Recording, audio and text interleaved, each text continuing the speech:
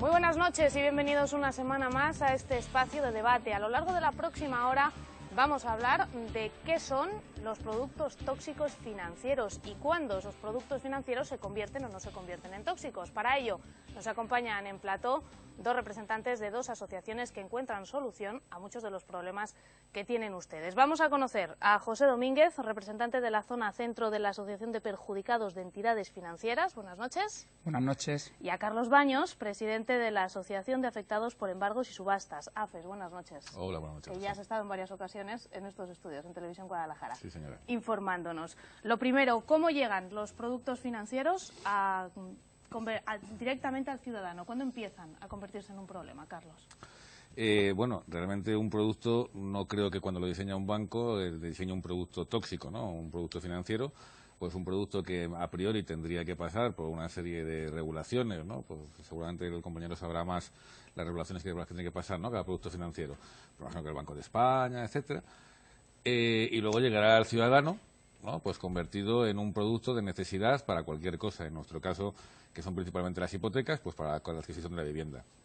El producto en sí mismo, una hipoteca no es tóxica la forma de venderla, son tóxicas las cláusulas que están puestas en la hipoteca y sobre todo es tóxico las consecuencias que pueden tener esas cláusulas o la idea en la que la han comprado el ciudadano a la hora de afrontar ciertos retos, ciertos problemas en la vida de ese préstamo hipotecario, ¿no? Entonces, por ejemplo, las cláusulas suelo, que ahora mismo está tan en boga, ¿no?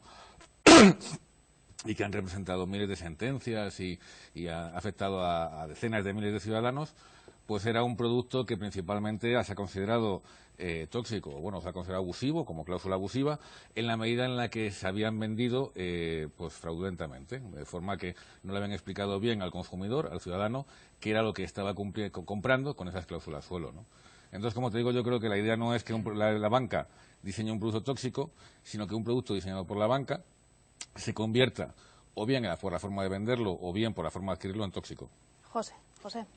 Bueno, en primer lugar, muchas gracias por invitarnos esta noche al debate. Sí, efectivamente estoy de acuerdo con mi compañero. Los productos financieros, los bancos los diseñan, creemos, no cuando se dirigen a la población, entendemos que no lo hacen con el propósito de venderlos, ¿no? Pero lo que sí entendemos nosotros, en el caso de, por ejemplo, las participaciones preferentes o las obligaciones subordinadas o las cláusulas suelo, que se dirigen a un público, y creemos sobre todo el tema de preferentes subordinadas, un público inadecuado, es lo que ha ocurrido con la comercialización de estos productos. Así diversas entidades financieras pues se han dirigido a este público de una forma indiscriminada y entendemos que por lo tanto no eran personas con el perfil adecuado. Por eso consideramos que tiene mucho que ver en la comercialización de estos productos, tiene que ver a la persona a la cual se dirige esta clase de productos. Nosotros, desde la Asociación para la Defensa de Perjudicados de Entidades Financieras, lo que promovemos es que pleitear de una forma a un coste más económico contra las entidades financieras para intentar conseguir la nulidad de estos productos. ¿Cómo surgen vuestras asociaciones? ¿Cómo surge AFES? Bueno, pues mira, AFES surgió en el 2006 por un grupo de personas que, bueno, pues que se vieron afectadas porque no podían pagar unas hipotecas que habían sido concedidas, tal, pero que se quedó prácticamente ahí en stand-by. Y ya en el 2009, pues al calor del estallido de la burbuja inmobiliaria y con las consecuencias que había tenido la misma, ¿no? Que fue cuando empezaron a subir la moda hipotecaria, alcanzando niveles de hasta el 6 y pico %, ¿no? Nunca visto desde que se toman datos en la serie histórica. Pues como te decía, en el 2009, pues un grupo de personas que estábamos afectados por estas circunstancias, o bien empresarios que estábamos afectados porque habíamos hipotecado nuestros bienes para sacar adelante nuestras empresas, o bien ciudadanos que de determinada manera habían tenido una situación de insolvencia sobrevenida provocada por el paro, ¿no? Y el paro provocado por la crisis, pues decidimos empujar el proyecto hacia adelante para intentar echar una mano a la gente que se encontraba en esta misma situación y que no tenía ningún recurso, ¿no? Que no tenía dónde acudir. Como te digo, arrancamos el año 2009, allá yo creo a principios del año. Y a lo largo de estos años pues han pasado unos 8.000 y pico asociados por la asociación. Han ido cambiando los perfiles en la medida en la que la moda hipotecaria ha ido afectando a diferentes capas de la población. pues indudablemente en primer lugar afectaron a las capas con ingresos más pequeños, ¿no? Con ingresos menos elevados. Esto ocurrió hasta el 2010, 2011, y a partir principalmente del 2012 caló en las antiguas clases medias, ¿no? La mora hipotecaria.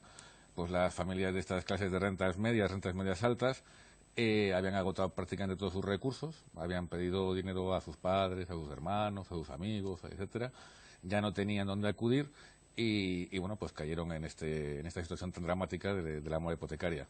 Dramática, por supuesto, por todo lo que implica, pero sobre todo dramática porque ¿quién quiere dejar de pagar su casa, ¿no? Prácticamente es lo último que quieres dejar de pagar porque es allá donde te cobijas y allá donde, sobre todo, el gasto más importante que prácticamente que todas las familias van a hacer en su vida, ¿no? Entonces, la decisión de dejar de pagar una hipoteca ha conllevado antes una serie de circunstancias que se han convertido en dramática esta última, ¿no? La decisión de dejar de pagar la hipoteca. También es cierto que en todos estos años, por hacer un rápido resumen, la banca ha ido cambiando de actitud. No es lo mismo la banca del 2009 que la banca del 2014, ¿no? La banca del 2009 yo creo que se vio tan sorprendida como el ciudadano, o más, y prácticamente no tenía ninguna herramienta, ningún recurso que poner a disposición de sus clientes, más que la ejecución hipotecaria. De hecho, subieron salvajemente el número de ejecuciones hipotecarias, y esa guerra de cifras que hemos vivido en estos años, ¿no? Que teníamos más o teníamos menos, que yo creo que no es importante el número de hipotecas que se han ejecutado, sino el número de personas que se han quedado con una deuda permanente, ¿no? Que yo creo que esto es el principal problema. La banca también lo está viendo, está intentando también poner, bueno, pues, iba a decir su granito de arena, pero me parece un poco excesivo, ¿no? También este granito de arena, está intentando poner otras herramientas a disposición de sus clientes.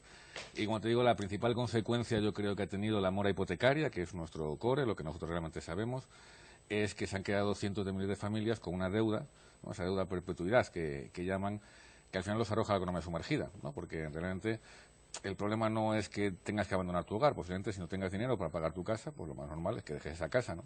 El problema es que luego te queda una deuda para el resto de tu vida que no la puedes pagar. Y te quedas sin casa y con deuda. Exacto, y te arroja hacia ese espacio de la cara B de la sociedad, ¿no? De la estructura socioeconómica, en la que no puedes adquirir ningún préstamo jamás, porque estás en todos los listados de morosos, en todos los listados de impagados, en la que, bueno, pues si ganas más de X te vas a haber embargado tu salario, con lo cual, pues siempre te atrae el trabajo en negro, y en un sentimiento de exclusión socioeconómica que indudablemente desestructura muchísimas familias, ¿no? Y ahí es el reto que yo creo que tenemos por delante en este país, el minorar las consecuencias de estas circunstancias. José, ¿cómo surge vuestra asociación que se ha presentado hace muy poquitos días aquí en Guadalajara? Sí, así es. Efectivamente, en el día de ayer hubo aquí un acto aquí que se organizó por las abogadas de Guadalajara. En Guadalajara, concretamente, nos hemos incorporado muy recientemente. Era la última provincia que quedaba de España por captar lo que es lo que es la provincia de España.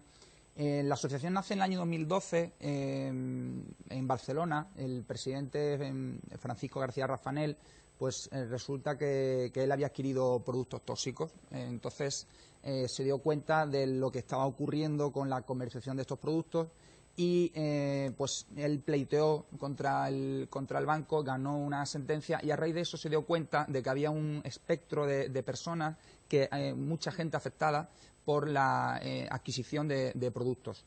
Como digo, nace en Barcelona, pero tiene después vocación a nivel nacional. Lo que se ha hecho desde el año 2012 es, pues, él se ha asociado con una serie de personas que fundaron lo que es la asociación y lo que hace es, después a nivel nacional, contrata a una red de despacho colaboradores. Nosotros lo llamamos un ejército de togas al servicio de la asociación, para ayudar a estos afectados que hayan adquirido diversos productos, que después, si acaso, pues analizaremos más concretamente, y demandar a las diversas entidades financieras. Lo que se promueve es eso, es proteger y defender los intereses de las personas, sobre todo de los inversores minoristas, de los clientes, ¿no? De los particulares. Es de carácter privado, una asociación de carácter privado y pues se rige con el pago o aportación de una cuota única de 5 euros que se paga de una única vez y después ya en función de cada cliente o de cada caso se deriva al despacho correspondiente de cada provincia para que el abogado local que conoce mejor la clientela local, pues pueda ofrecer el pleitear a cambio de una aportación para poder iniciar los trámites frente al banco. Nosotros, a día de hoy, tenemos interpuestas más de 4.000, somos 4.200 asociados y hay interpuestas a día de hoy en toda España 3.200 demandas, por valor de 94 millones de euros. De esos 94 millones de euros, a día de hoy, la asociación ha recuperado ya, según me dicen los últimos datos, ha recuperado 30 millones de euros ya a día de hoy, con lo cual es una satisfacción enorme por parte de todos nosotros, ¿no?, que estamos colaborando con la asociación y bueno, que nos iniciamos con la asociación desde el comienzo, pues ver la satisfacción de un cliente cuando se comercializó el producto en su día, pues como a día de hoy se ha conseguido demostrar de cara en los juzgados que ha habido un engaño por parte de las entidades financieras y, consecuentemente, pues la devolución del dinero. Entonces, pues la asociación, evidentemente, pues se muestra orgullosa de estos números y seguimos con esto, porque es verdad que a día de hoy ha habido muchas demandas ya de ciertos productos, de preferentes y subordinadas sobre todo, pero ahora lo que más está actualizado es el tema de las acciones de Bankia, por ejemplo. Entonces, pues estamos interponiendo muchas demandas. Tengo que reseñar que lo que se promueve por parte de la asociación son demandas individuales. O sea, es una asociación, pero nunca hemos interpuesto ninguna demanda colectiva.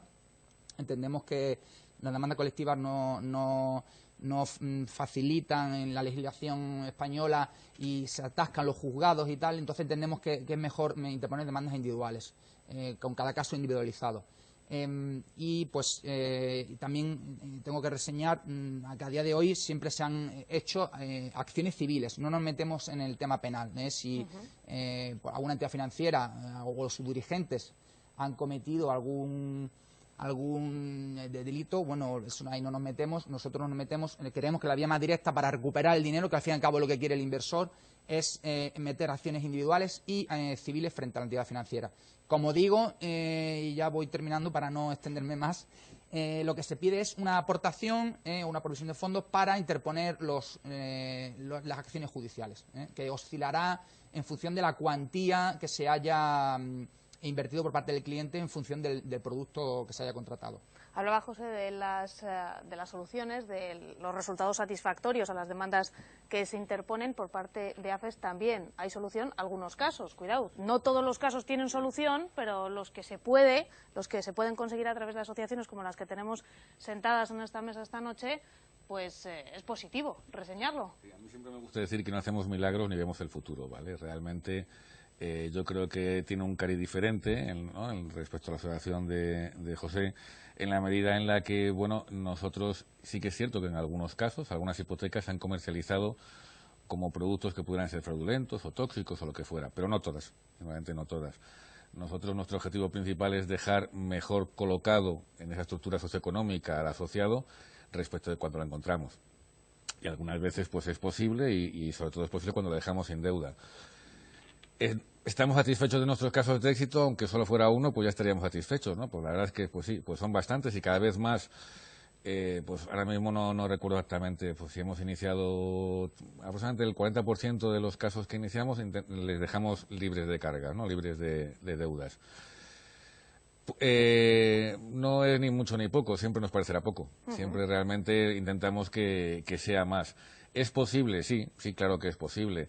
¿Qué aportamos nosotros de valor a ese ciudadano que se acerca a nuestra asociación y nos pregunta y se asocia y contrata unos servicios para que lo podamos llevar? Pues le aportamos sobre todo nuestra experiencia y nuestro conocimiento, aparte de nuestra estructura, ¿no? Prácticamente también, en el sentido que decía antes José, nosotros no interponemos acciones colectivas, porque además entendemos que la mediación hipotecaria, que es lo que nosotros propugnamos en primer término, luego ya sí que metemos muchas demandas o lo que fuera, sobre todo esas cláusulas suelo, etcétera. La mediación hipotecaria tiene que ser caso a caso. O sea, no todos los casos son iguales y es muy complicado sentarse delante de un banco e intentar solucionar, alcanzar un acuerdo con un colectivo de créditos hipotecarios impagados.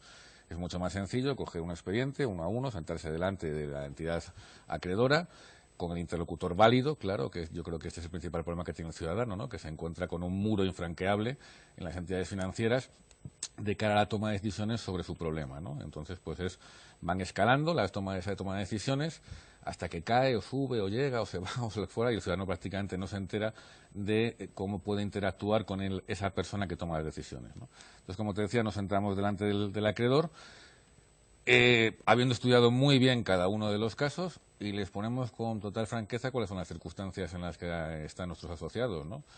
Que indudablemente en la mayoría de los casos pues son malas circunstancias, ¿no? Son personas que han perdido su empleo o que han visto reducidos sus ingresos drásticamente. A partir de ahí les proponemos una alternativa que tampoco no hacemos tampoco mucha ingeniería financiera, porque no hay muchas alternativas, ¿no? Indudablemente una de ellas puede ser la dación en pago, otra de ellas puede ser la venta temprana del inmueble y la condonación de la deuda, otra puede ser la quita, otra puede ser una refinanciación, una adecuación. Depende del caso. Depende del caso, y no apostamos por ninguna, sino por la que sea necesario para que esa familia luego pueda salir adelante, ¿no? Entonces, ¿qué es lo que ha ocurrido en los últimos años en referencia a estos casos de éxito, o lo que nosotros catalogamos como los casos de éxito? Bueno, pues que yo creo que hemos encontrado a las entidades acreedoras, las personas, las estructuras, hemos llegado a conocerlas, si no en profundidad, la profundidad que nos gustaría, por lo menos sí muchísimo mejor que antes, y sabemos cómo se toman las decisiones. Entonces, pues sabemos qué es lo que le gusta a cada entidad acreedora como solución a sus problemas, e intentamos dárselo, ¿no? Y antes de ello, pues sabemos estudiar, analizar las circunstancias que han acontecido en la vida de ese afectado que se ha asociado con nosotros, para, a partir de conocer esas circunstancias, exponérsela de la manera que el banco lo entienda, ¿no? Que muchas veces el banco y el ciudadano prácticamente no se entienden porque hablan lenguajes diferentes, ¿no? Pues nosotros, nuestra labor muchas veces, aparte de una labor jurídica, es intentar buscar ese lenguaje común para que exista el lugar de entendimiento. En ese sentido, cuando uno firma una hipoteca que tiene alguno de estos productos, o cuando adquiere acciones de Bankia, en el caso que nos estabas contando tú, dos preguntas en una. La persona que vende, el profesional que vende desde el banco, ¿sabe lo que vende y el riesgo que tiene? ¿Y la persona que firma sabe lo que firma y el riesgo que corre? ¿Hablan el mismo lenguaje que decía Carlos? Nosotros, por la experiencia que tenemos en los juzgados, y nos remitimos a la numerosa sentencia que ya hay en España, bueno, quiero recalcar antes una cosa, que el tema de ciertos productos, en el tema judicial, hay bastante éxito, es decir, que los jueces se han compadecido bastante con la situación pues que ha ocurrido con estos productos, y yo diría que, y está por ahí ese dato, que el 95% de las demandas que se interponen frente a la entidad financiera se estiman en favor del cliente, es decir, que el cliente acaba recuperando la inversión, y el otro porcentaje que queda, bueno, pues será que efectivamente durante el proceso no se consigue acreditar esa comercialización incorrecta, ¿no?, por decirlo así. Al hilo de lo que comentabas, decías exactamente... Si el profesional del banco sabe y le explica bien, sabe los riesgos que tiene el producto que vende y lo que vende, y el comprador sabe lo que firma y los riesgos a los que se expone. Al hilo de eso entendemos que no. O sea, la entidad, los empleados del banco no saben lo que están comercializando. O sea, nosotros hemos ido a juicios y... Es decir, que no hay mala fe. No es que la persona del...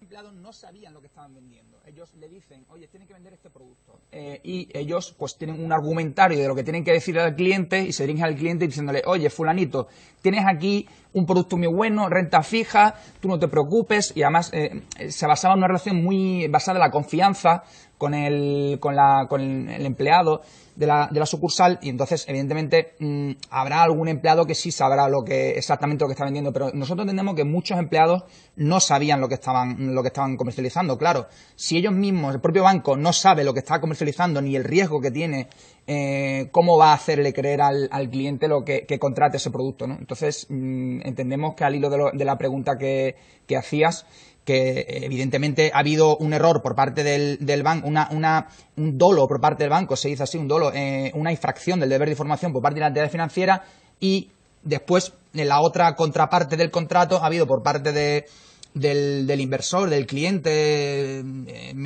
conservador, minorista, ha habido pues un error en la creencia de la información que le estaba proporcionando el empleado de la entidad financiera. Entonces entendemos que hay dos partes que tienen culpa, ¿no? Pero bueno, sobre todo el que tiene culpa es el banco, ¿no? Pero porque no se le explicó correctamente al cliente. Carlos. Bueno, en nuestro caso, que es un producto muy concreto, no es un abanico de productos, como imagino que tratáis vosotros, ¿no? Que son las hipotecas.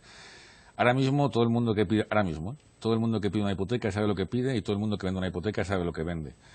El problema es lo que ha ocurrido anteriormente, ¿no? Yo creo que ha habido leyes, aunque luego han tirado atrás, en la Comunidad de Madrid, en otros sitios, ¿no? Transparencia de la ley hipotecaria. Y yo creo que ahora mismo, aparte que se conceden pocas hipotecas, con lo cual es mucho más fácil, ¿no? Y con hipotecas con mucho menos riesgo. En la época de la burbuja inmobiliaria, que son las hipotecas que principalmente nosotros tratamos, ¿no? Casi nadie que se acerque a nuestra asociación son hipotecas concedidas más allá del 2008. ¿Es de dónde viene el problema? Es donde viene el problema. Son las hipotecas concedidas entre el 2000 y el 2000, los años álgidos de la burbuja inmobiliaria, en el que desde luego se concedieron mal las hipotecas. Esto está claro, ¿no? Entonces, los que las concedieron mal. Bueno, yo estoy completamente convencido que ningún banco dio hipotecas pensando que no las iban a poder pagar. Y si lo hizo, eso se convierte en un delito y que seguro que asociaciones como la del compañero sabrán tratarlo, porque esas son las hipotecas tóxicas, esas son hipotecas que en Estados Unidos han tenido que pagar reclamaciones de miles de millones de dólares, etcétera. Y si me pones en España, los bancos concibieron esas hipotecas basura como producto. Yo creo que en algún momento sí, algún tipo de productos la consideran como hipotecas basura. Luego, escalando hacia abajo, las sucursales, ¿no? Que son las que lo comercializaban, ¿sabían que eran hipotecas basura? Lo sabían. Los ciudadanos sabían que eran hipotecas basura y que estaba inflado, lo sabían. Entonces no es tanto un problema de desconocimiento, sino un problema de irresponsabilidad. De irresponsabilidad por parte de todos, ¿no? Por parte de las entidades de crédito, que diseñaron unos productos que daban el 120% del valor de la tasación, que a su vez ya estaba inflada.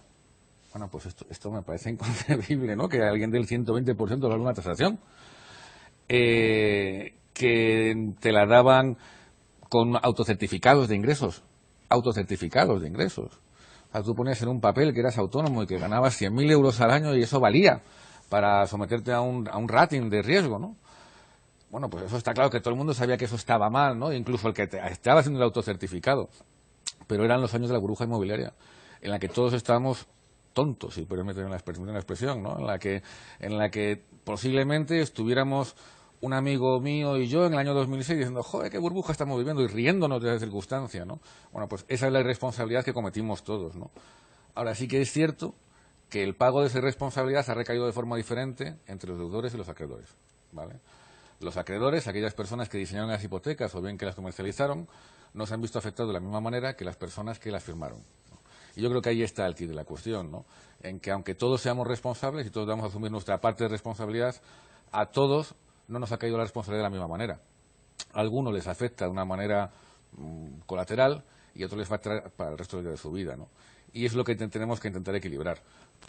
Indudablemente, yo estoy convencido que a partir de ahora no volverá a ocurrir, al menos esa tontería, permitimos que vuelva a la reflexión, que tuvimos en la concesión de créditos hipotecarios que no teníamos que haber concedido nunca. ¿Qué tipo de productos son a los que os enfrentáis vosotros diariamente?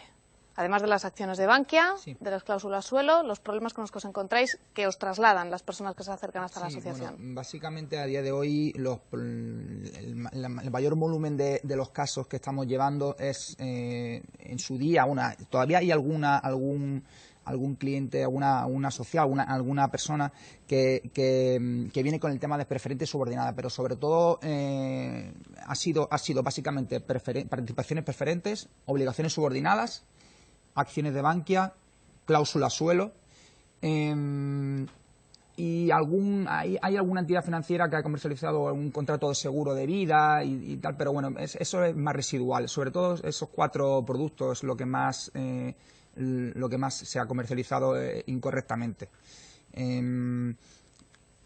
básicamente eso. O sea, no sé.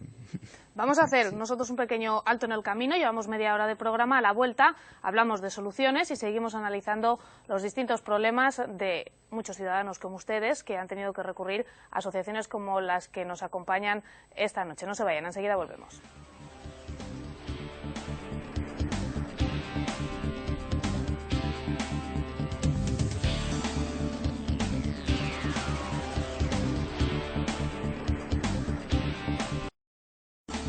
Ya estamos de vuelta, todavía media hora por delante para seguir analizando las distintas preguntas que todavía muchos de ustedes seguro que se hacen. ¿Todavía puede haber gente que no sabe que tiene este problema? ¿O esa fase ya la hemos superado, Carlos? Hombre, todavía va a caer más gente, en respecto a lo que nosotros tratamos, en el impago de las hipotecas. Que haya gente que vaya a caer en el impago de las hipotecas y que no sepa que esas hipotecas en cierta forma pueden ser tóxicas, con que puedan contener cláusulas abusivas, ¿no? Que es lo que ahora está en boga, que pueden ser pues esto, pues los intereses de demora excesivos o la cláusula suelo, etcétera. La mayoría de la gente que ha firmado una hipoteca no se ha leído la hipoteca, y si se la ha leído no sabe qué consecuencias tienen aquellas cláusulas que ha leído. Simplemente yo creo que identifica su nombre, la casa que va a comprar, el banco, el tipo de interés, el plazo. Porque es tremendamente difícil entender el texto de una hipoteca. Porque es muy complicado, sí. Ahora realmente, por fin existen ofertas vinculantes, cosa que antes no ocurría. Entonces, muchos bancos te entregan la oferta vinculante, tienes 4 días para entenderla o no entenderla, para firmarla, y es vinculante, o sea, que no se pueden echar atrás respecto de esto. Como te decía anteriormente, la mayoría de las hipotecas que se firman ahora se firman más o menos bien, ¿no? Las que se firmaron anteriormente, pues prácticamente se firmaron, si no todas mal, la mayoría se firmaron mal. Y hay muchas hipotecas, tanto de las que van a caer en mora, de las que han caído en mora, como las que están al corriente de pago, que no saben que contienen esas cláusulas abusivas, que distorsionan terriblemente el comportamiento de esa hipoteca a lo largo de los años y en función de la actitud que tomes hacia la misma, si puedes pagarla, ¿no? Hay mucha gente que tiene una cláusula suelo, pero bueno, como puede pagar la hipoteca, pues ahí la mantiene. Entonces, a lo mejor está pagando, no sé, me lo estoy inventando, 300 euros de hipoteca más al mes, que es un disparate, es algo aberrante, pero como se lo puede permitir, pues ahí está, ¿no?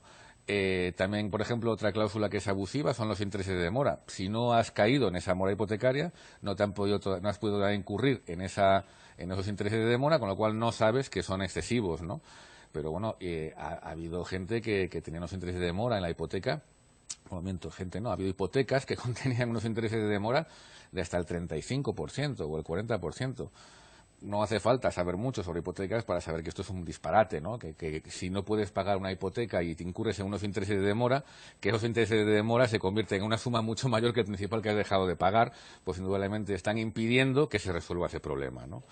Entonces, respecto a la pregunta concretamente, si hay gente que no sabe qué productos ha firmado, de los que tiene, en las hipotecas, la mayoría de la gente, yo puedo aseverar que firmó hipotecas anteriores al 2009, por decirlo de una forma, no es muy consciente de las hipotecas que ha firmado y las consecuencias que pueden tener en la vida de las mismas.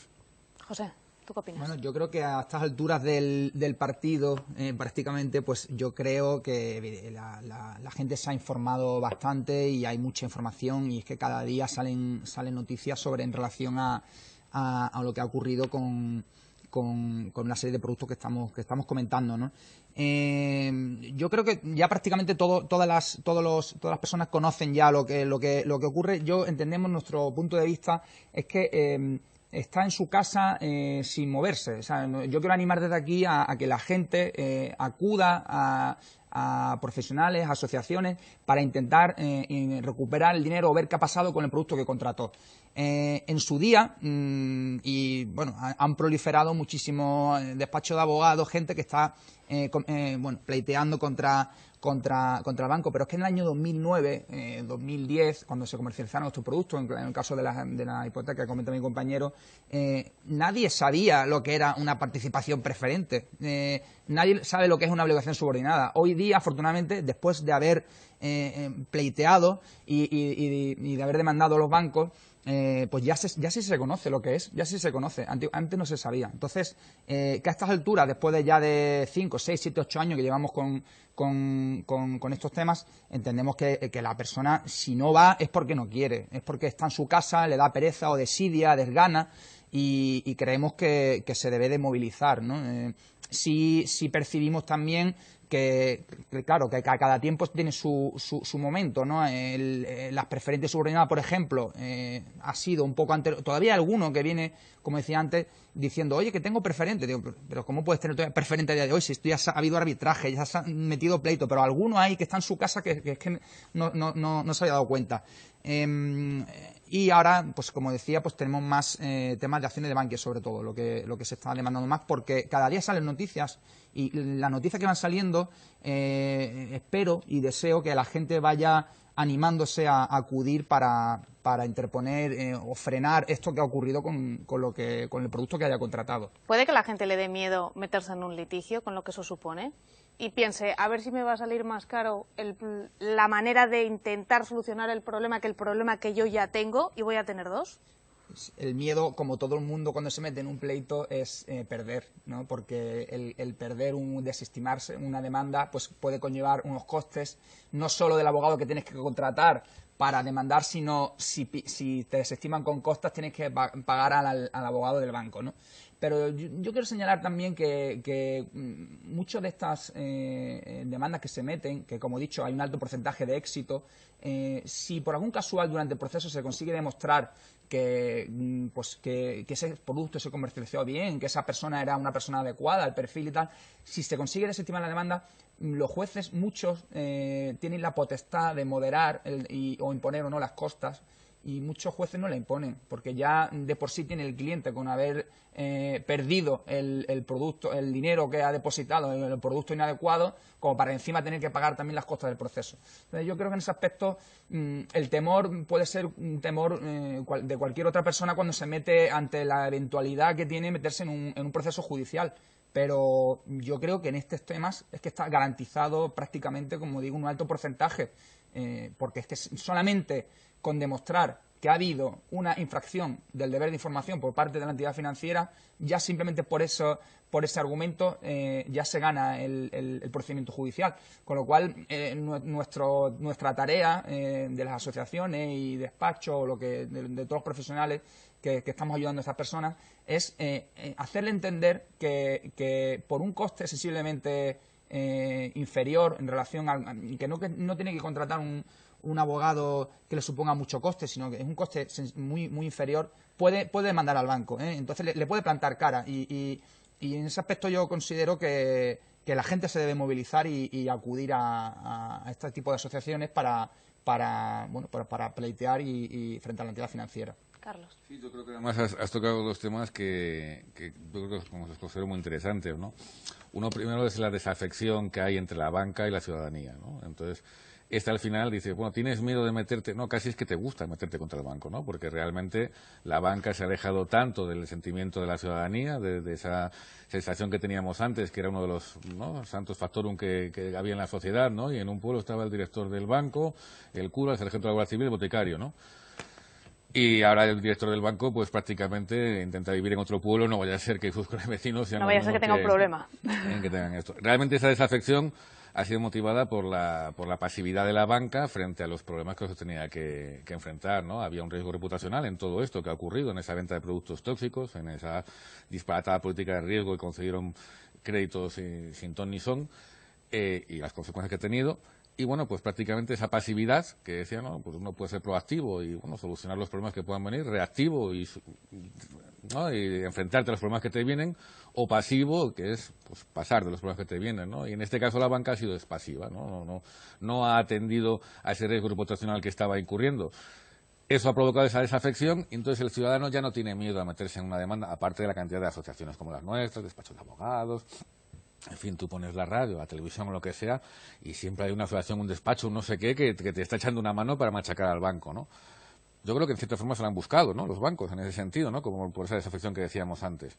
Y luego, por otro lado, el otro tema que has tocado, que me parece súper interesante, que es la administración de justicia, ¿no? Indudablemente, la administración de justicia, la judicatura, están llenitos los juzgados, ¿no?, de problemas como estos, que al principio les pillaron a contrapié a los jueces, pues como les pillaron a los bancos o a los ciudadanos, ¿no?, y no sabían qué actitud tomar. Ahora prácticamente nosotros lo que vemos también desde nuestra experiencia y nuestra actividad en la asociación es que la mayoría de los jueces apoyan al afectado, ¿no? Es muy fácil, como bien decía el compañero, indudablemente no es que solo no le condenen a costas en el caso que tenga que desestimar, ¿no?, esa petición, sino que prácticamente algunas veces incluso rizan el rizo, y lo digo yo, ¿no?, que estoy en ese otro lado y que nos vemos favorecidos por esto, ¿no?, para apoyar al ciudadano, ¿no? Yo entiendo que, bueno, pues que esto ha sido también provocado por esa pasividad, ¿no?, de los acreedores, ¿no?, que podían haber actuado de otra manera y haber impedido que se llenaran los juzgados de procedimientos contra las entidades acreedoras, pero el caso es que ahora mismo ya no es así.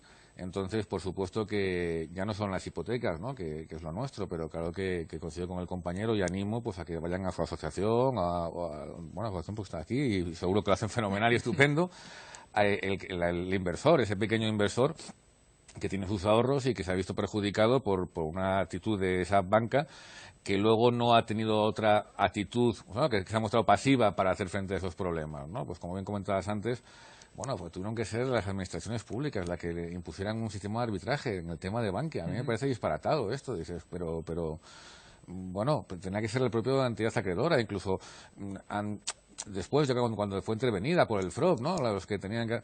Bueno, y al final hemos ido pues, con esa actitud pasiva, dejando los problemas de lado hasta encontrarnos ese disparatado balance de desafección de la ciudadanía frente a la banca, que creo que les va a costar muchos años superar y que les va a perjudicar en la medida en la que yo creo que todo está cambiando, este país está cambiando y la crisis nos va a cambiar a todos.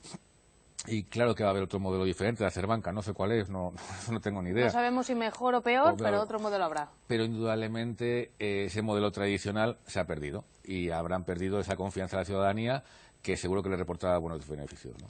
¿Han avanzado las leyes y los gobiernos para proteger al que en este caso se ha demostrado que es el eslabón más débil, el pequeño inversor o el ciudadano, o todavía van a rebufo y tratando de...? Las leyes siempre van a rebufo, la ciudadanía va el tema social va por delante y se legisla después.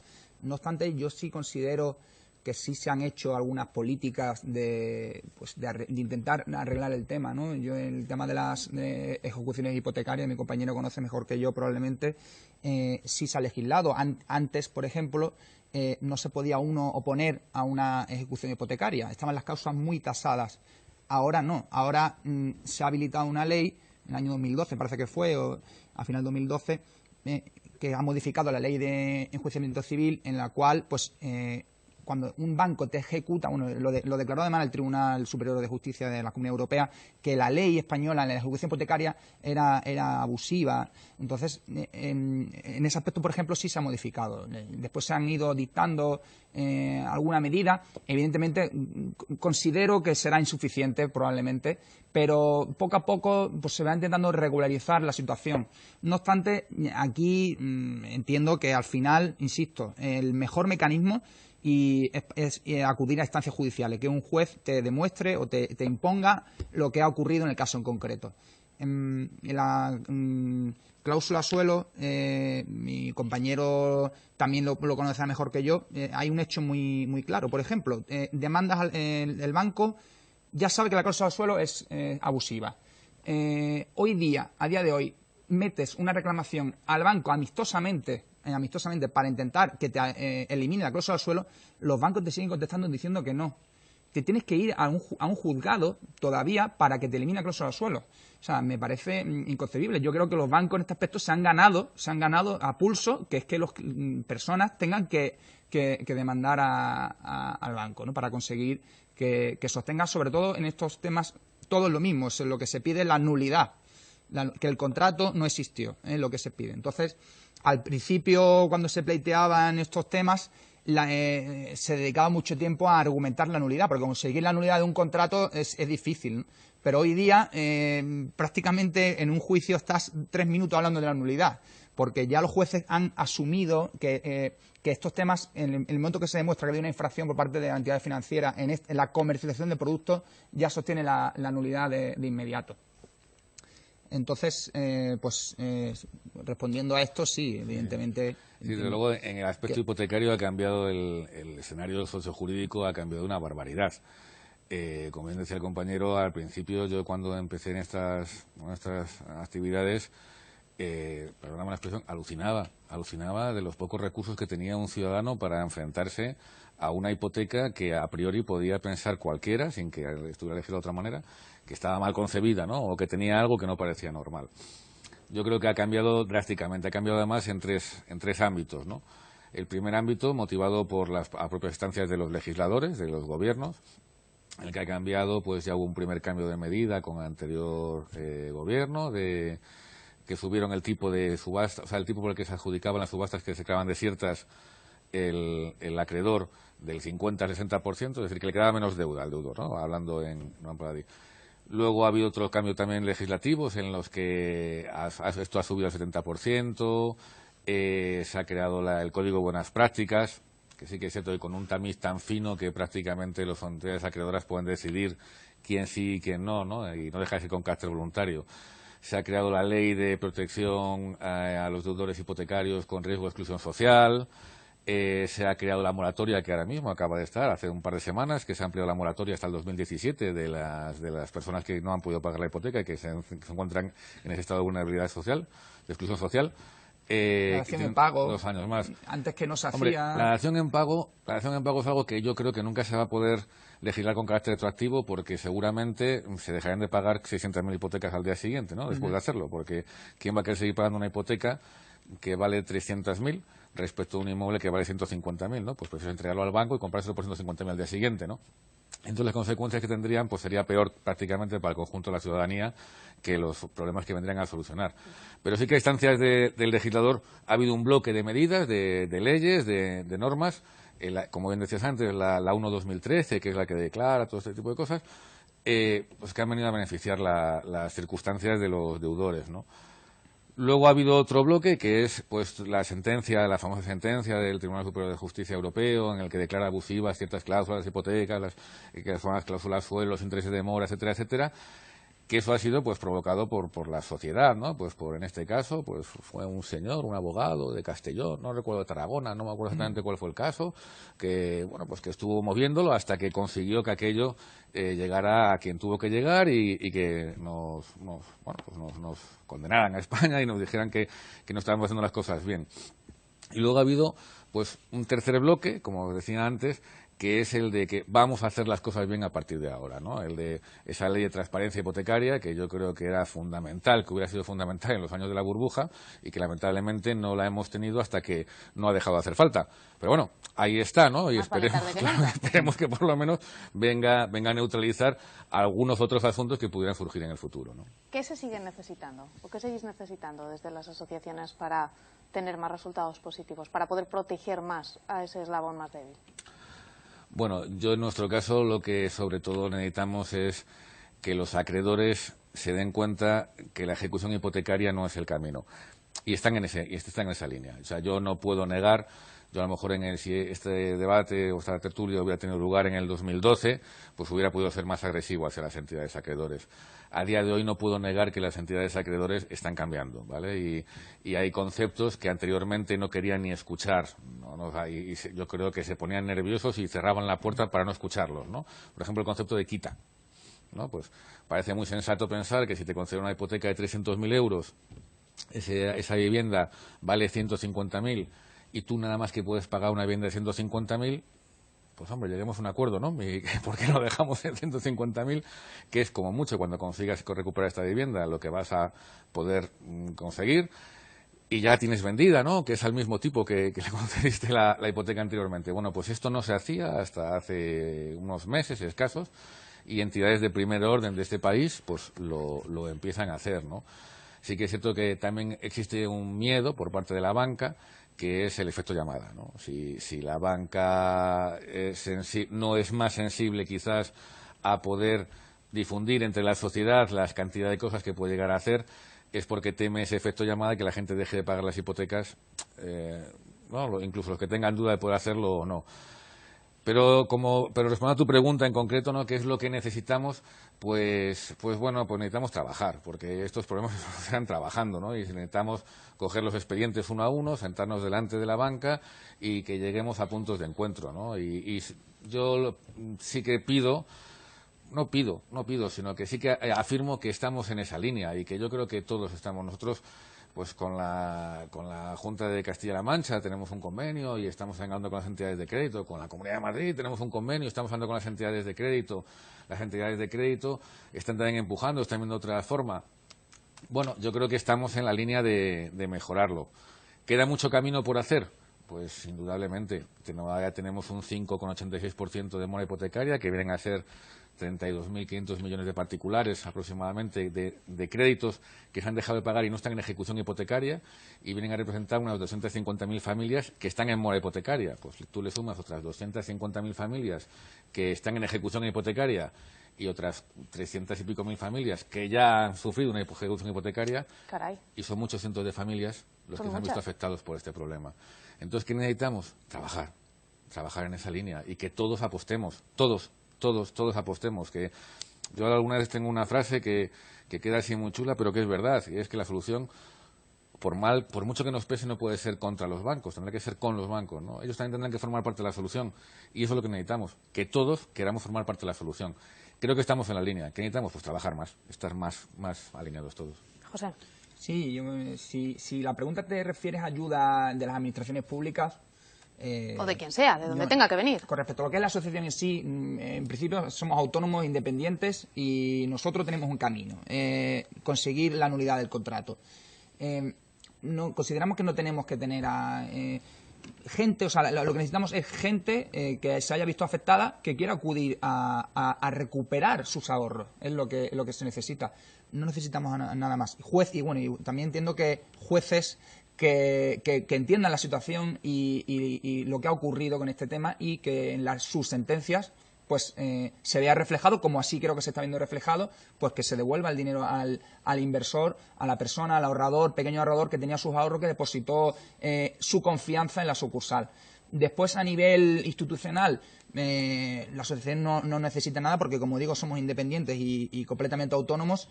Pues evidentemente, al hilo de lo que dice mi compañero, pues entre todos mejorar la legislación, mejorar las perspectivas, intentar pues que esto no vuelva a ocurrir, y por parte de todos, las entidades financieras, pues tener una política de transparencia y de prevención en aras a explicar a sus clientes, que son la gente que deposita el dinero y que ellos ganan dinero con esto, pues que se vean, que puedan explicarlo correctamente para que no se vuelva a producir esto, ¿no?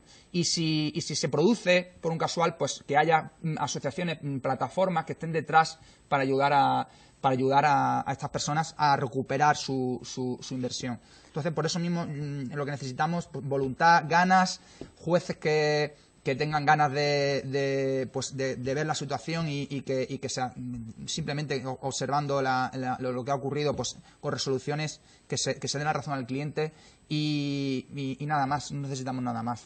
Preocupa los casos de las familias que están como están, de las personas que están acudiendo a vuestras dos asociaciones, pero me preocupa mucho una de las cosas que tú apuntabas, y es la cantidad de familias que no están de momento en esa circunstancia, pero pueden verse en la circunstancia de tener que dejar de pagar su hipoteca y meterse en todo este problema. Sí, claro, esto, ¿cuántas son? Nadie lo sabe, ¿no? Es decir, pues muchas, ¿no? Sabemos que hay 200 y pico mil, 250.000 familias aproximadamente que han dejado de pagar su hipoteca y todavía no se han visto inmersos en una ejecución hipotecaria. ¿Cuánta gente tiene problemas para llegar a fin de mes y para poder pagar su hipoteca? Pues muchas. Sí que es cierto que los indicadores macroeconómicos, pues parece que estamos mejorando sensiblemente respecto a etapas anteriores. Pero también es cierto que esto que se ha puesto muy de moda ahora, que es la desigualdad, ¿no? Ahora todo el mundo quiere basar sus debates políticos, ¿no?, en la desigualdad de una forma u otra. Pero sí que es cierto que esta desigualdad tiene unas consecuencias. O sea, llamémosle como sea, a mí me da igual, ¿no? Y es que hay muchas familias que antes ingresaban 3.000 euros y que ahora ingresan 1.500. Con lo cual, las dificultades que tienen para poder pagar una hipoteca de 900 euros son 3 veces mayores que cuando ingresaban 3.000 euros, ¿no? ¿Qué número de familias pueden estar en esa circunstancia? No lo sé, muchas. Cada día se acercan más familias a nuestra asociación que están en esa circunstancia, en la que no han dejado de pagar la hipoteca, porque además sí que es cierto que se han acercado a sus entidades, se han acercado a sus bancos, a sus oficinas, sus sucursales, y les han dado una alternativa. Han firmado unas carencias de capital, que han estado pagando intereses. Las carencias son menos salvajes ahora que anteriormente. Ha habido más diálogo de lo que había antes. Sí, que ha habido más diálogo. Pero la realidad es que estas familias ganan 1.500 euros. Bueno, entonces, pues esas carencias Y no es acaban. seguro que lo puedan seguir ganando durante mucho tiempo. Efectivamente, Eso es lo efectivamente. Ganan 1.500 euros y con una incertidumbre tremenda respecto a los ingresos futuros, ¿no?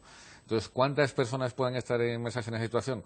No lo sabemos, pero sí entendemos que son muchas. Por eso yo creo que lo que te comentaba antes, que es trabajo, trabajo, trabajo. Y no lamenta mejorar las circunstancias, pero yo creo que, no sé si lo peor está por venir o no. Es una frase que queda muy bien, pero no tengo ni idea, porque eso nada más que lo sabremos dentro de 15 años. No sé si lo peor está por venir o no.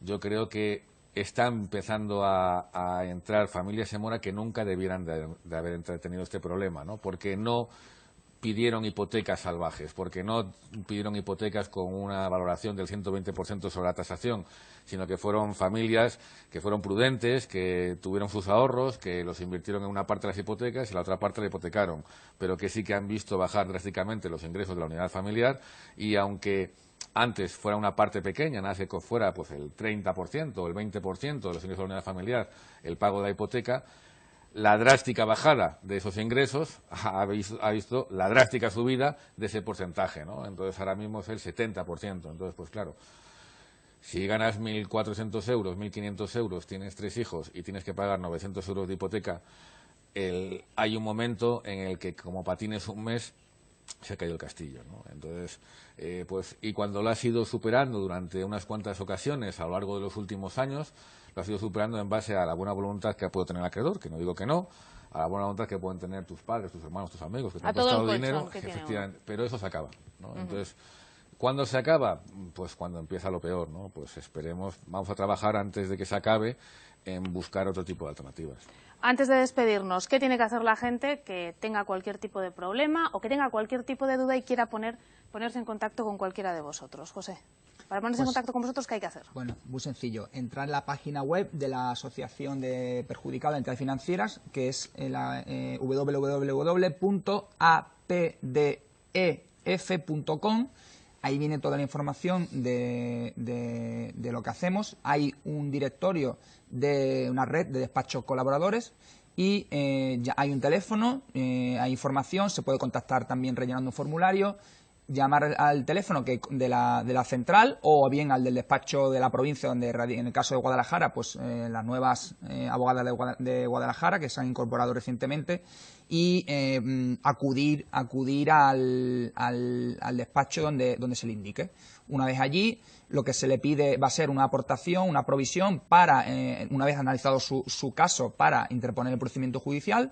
Y nosotros tengo que reseñar que vamos a resultado con el cliente, ¿no? La asociación lo que promueve es que si el cliente gana el pleito, la asociación sale ganando. Si el cliente pierde, pocos se han perdido de hoy, tengo que decir, pues el letrado que está incorporado a la asociación no va a cobrar por el servicio. Entonces simplemente ponerse en contacto a través de o bien de la web o bien llamando al teléfono que consta en la web y acudir al abogado local de cada provincia. ¿Y un consejo que le das a la gente?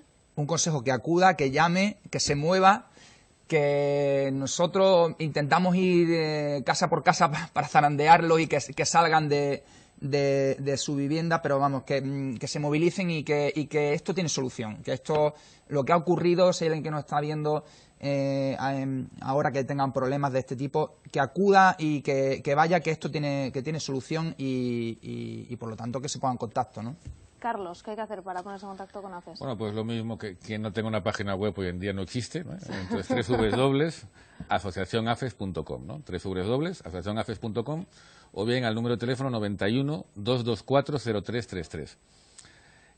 Bueno, ahí atenderemos y no sabemos cómo, ¿no? O sea, lo que nosotros intentamos hacer, lo primero es intentar comprender la situación en la que se haya cada afectado, ¿no? Por eso es una atención muy individualizada. Y si me sugieres un consejo, ignorante, aparte de acercarse a la asociación o lo que fuera, yo siempre tengo uno, y es cuando alguien, bueno, cuando ya estás inmerso en un procedimiento y tal, pues el consejo ignorante es que te dejes asesorar por expertos, ¿no? Pero cuando tienes dudas sobre si puedes o no pagar tu hipoteca, cuando tienes problemas, lo primero que tienes que acercarte es a tu entidad, a tu banco y decírselo. ¿vale? Yo creo que este es el consejo, ¿no? No podemos dejar de pagar sin intentar informar al banco y que ellos mismos nos aporten alguna de las soluciones que puedan darnos, ¿no? Porque no dejan de ser la otra parte inmersa en el problema. Entonces, este es el mejor consejo a las personas que no han dejado de pagar la hipoteca y que tienen problemas para hacerlo, es que se acerquen a su banco y les informen de su situación.